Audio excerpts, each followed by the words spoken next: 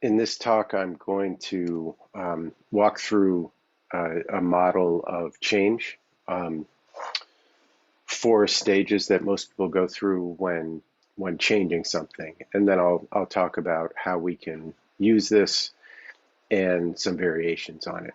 So, the four stages of change that most people go through when making a change is the first stage is referred to as unconscious incompetence.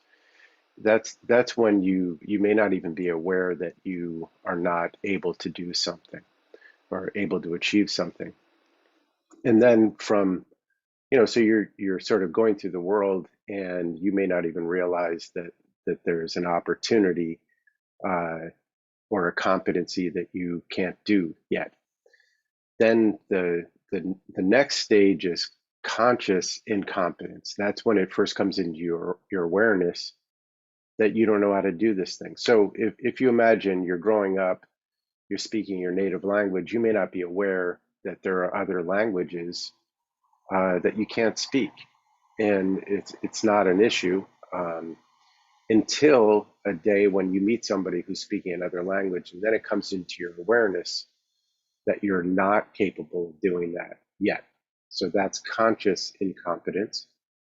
And then for most people, the next stage, if you take that on as sort of a learning task, is to get to conscious competence.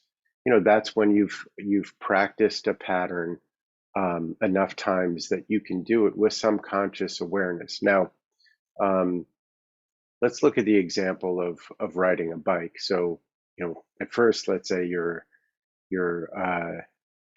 going through the world and you don't know that you don't know that, and then maybe one day you're walking around and you see everybody riding bikes and you think, let me give this a try, and you try it and maybe you just immediately stop or fall down.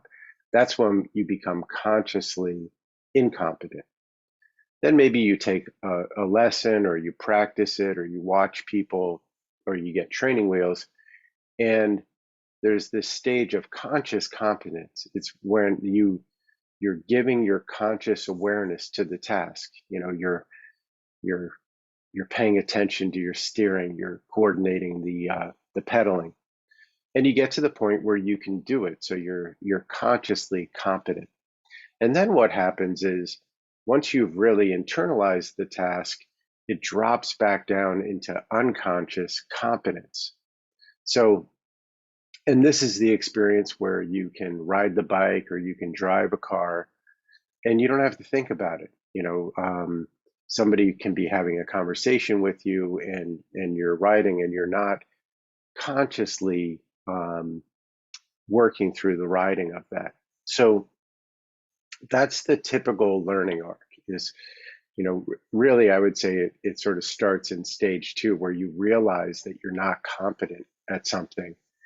And then you might take a class or work with an instructor or watch some videos, um, or just get out and try it. And then you begin the transition from conscious incompetence to conscious competence. And then once you're consciously competent, little by little, it can drop down into unconsciousness as you no longer have to pay attention to things consciously anymore. Um, Now, I will say that I think sometimes learning takes place below conscious awareness. Like when we learned language, at least our first language, that really goes from unconscious incompetence to unconscious competence. Even though we're imitating sounds from other people and stuff like that, it's not, for most people, it didn't really come into their conscious awareness that that was something they were working on. It's more that it got absorbed at an unconscious level. So it is possible to set up at times contexts where you can absorb tasks more unconsciously than going through this standard sort of 4 cycle phase. Now, One thing that I like to keep in mind when, with this 4 segment learning process is that when I'm moving from when I'm moving from conscious incompetence to conscious competence, usually I'll need to break the task down. I'll need to slow it down, um, and give myself a chance to learn something in a new way or do something in a new way. And I often think about, the example of when you move to a new home. For a while, you when you're heading home, you head to your old home because you've internalized that pathway so thoroughly that it's unconsciously competent.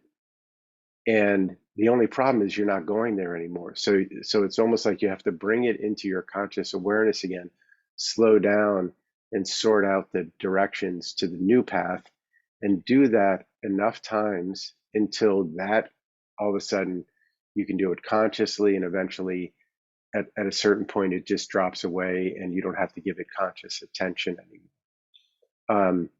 So, because I think where people get stuck is they try to learn without slowing down or without breaking something down.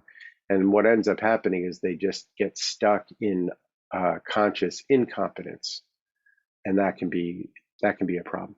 Um, so, in any case, those are the 4 stages: unconscious incompetence, conscious incompetence, conscious competence, and then unconscious competence. Um, That's the conscious learning cycle. And then the unconscious learning cycle is something like language learning, where you're absorbing it below conscious awareness, and then you may make sense of it after the fact. um, you know Learning things very often, even something like dance or movement, a lot of that happens below conscious awareness, and then once you've internalized it, you can go, hey, how did I pick that up? What happened there? And so that's an alternate path.